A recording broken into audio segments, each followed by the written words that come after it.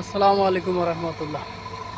আমি একটা গাছের গোড়ালি দেখানোর চেষ্টা করতেছি আপনাদের। দেখেন, এটা একটা গাছের সম্পূর্ণ অংশ, মানে গাছের গোড়া। শুধু গোড়াটা খেয়াল করেন, যে গোড়াটা দেখলেই বোঝা যাবে যে গাছটা কেমন ছিল।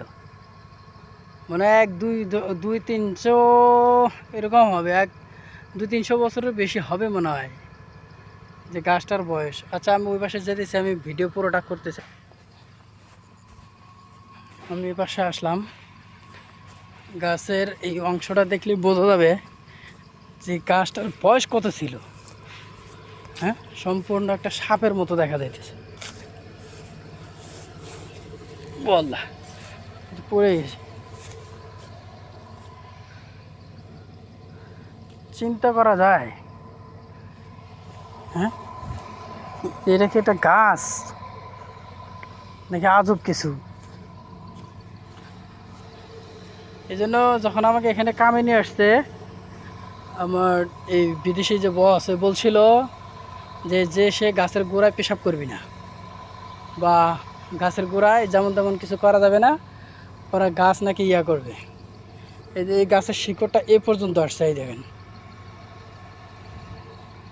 এরকম আরেকটা আছে এই পাশে।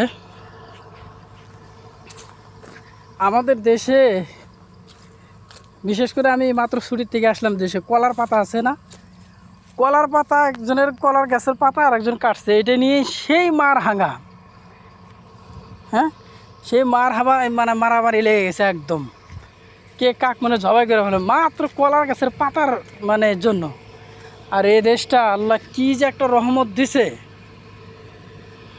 গাছের পাতা তো দূরের কথা, গাছের গোড়া নিয়েও কেউ এত টেনশন করে না। গাছের ফল মূল সব পাইকিয়া পড়ে থাকে নিচে। নারিকেল, একটা ইতিহাস আছে বুঝছেন। এবার যাই দেখি আমাদের দেশে মানে খুব বাতাসে একজন আমার পাশের বাড়ির, তার নারিকেলের ঝোঁকা একটা পড়ে গেছে নিচে।